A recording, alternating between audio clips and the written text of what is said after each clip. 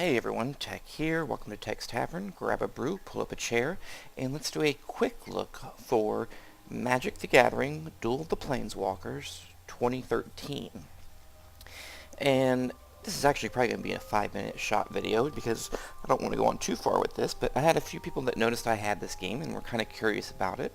And to put it quickly, and I will show you a little bit of gameplay, and I guess I can click through some of the menu options here, but basically what this is, when it comes to Magic the Gathering, either you're someone who's kind of interested in it or you're someone who's not, and you essentially have three ways to play Magic the Gathering. You can either play the real cards game, which is incredibly expensive, as I used to play it a bit many years ago. You can play Magic the Gathering Online, which is the digital version of playing the actual Magic, where you actually buy the cards, and they're sort of quote-unquote your cards in digital form. Or your third option is to pick up and play this, which is kind of a yearly edition. This is the third year that they've done this. And they limit you on some of your deck customization, and you can't just buy like booster packs or anything. It's more like set deck type stuff. But you can swap cards in and out. And this game also has a pretty decent campaign and built-in AI that gives you some challenging games and whatnot. Whereas the actual Magic Online or Magic the Gathering Online is mostly just for playing other players. I mean, it has some AI, but it's not very good. So, what this really comes down to, though, if you're watching this video and you're even slightly interested in it, what it really comes down to is this is like Madden for Magic, for casual Magic players. If you don't want to sit there and spend a whole bunch of money playing the actual physical game or playing the Magic the Gathering Online, which both of those can get ridiculously expensive if you let it, but yet you just want to play some Magic and have some fun playing the card game every once in a while, but you don't want to spend all that money, that's who this is for. You pay $9.99 and you're done.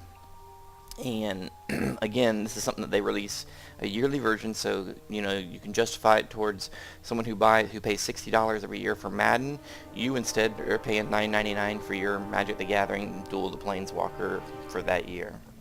So, just to get into it a little bit, we'll go into the campaign here. I haven't gotten real far in the campaign, but the campaign has several chapters here, as you can see. And there's some other things built in, the plane chase, which is kind of a multiplayer four-way kind of a game, and some other, there's a lot in here. There's a lot of little different modes and game modes and challenges and everything. As you can see here in this one, it looks like I'm on the final girl on the second chapter, which we'll go ahead and click on it. I'm playing with a blue deck. We'll just go ahead and start the duel. I probably won't finish it, but we'll show you some of it.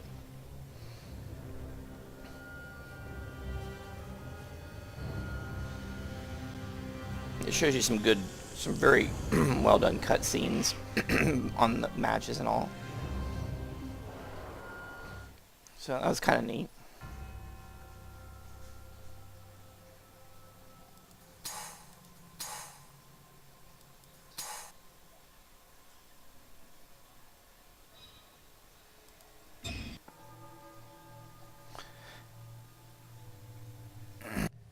Okay, so this is kind of the opening draw at the beginning. Now in this game, if you haven't played Magic before, the opening draw, you get 7 cards.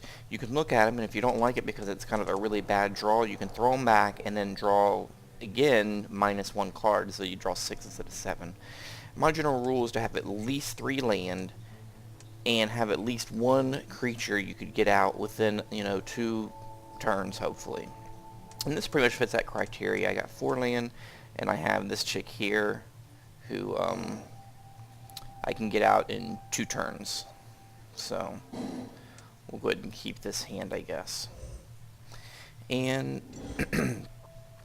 one thing that's nice about this is, and I have played some of the Magic the Gathering Online, the regular game, is the UI on this is so much better than that game. I mean, maybe they've gone back and improved it now, But I mean, just the way that you can look at the cards so easily and quickly, and the way the table's laid out, this is just the cleanest version of all the other versions. So she got someone out right away. Let's see, what is he? He's a 1/1. Okay. And got another land right off the bat. And in Magic, the basics of it, and I won't go into it, and this is not a tutorial video, but the basics of how it works if you've never played it, but maybe you've played other games, is that you can play these land cards, and they're kind of used as mana to then play your other cards. So, and the reason it's get past my turn so fast there is because the game's smart enough to know that after I played one land, I didn't have anything that I could play, so it just went ahead and skipped my turn. It knew that I had nothing I could do. So let's see here. We got two options. We got this guy, -5, -0, which doesn't do me any good because then he would just be 0/1. That's not going to kill him, so that doesn't help me any. And then I have her, which is a 2/1. So we'll go ahead and put her out. At least get somebody out there to block with, you know, at the very least. So again, you know, this is Magic. So I mean, for me, you know, like I said, I used to play Magic quite a bit.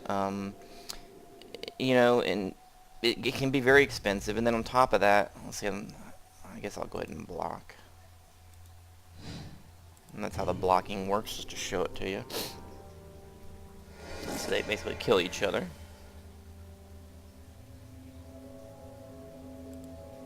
Continue. And then it goes back to my turn. But yeah, I've played Magic before, and you know, me and my oldest son actually, I don't know, probably about, it's been several years ago now. I would say 3 maybe or so years ago.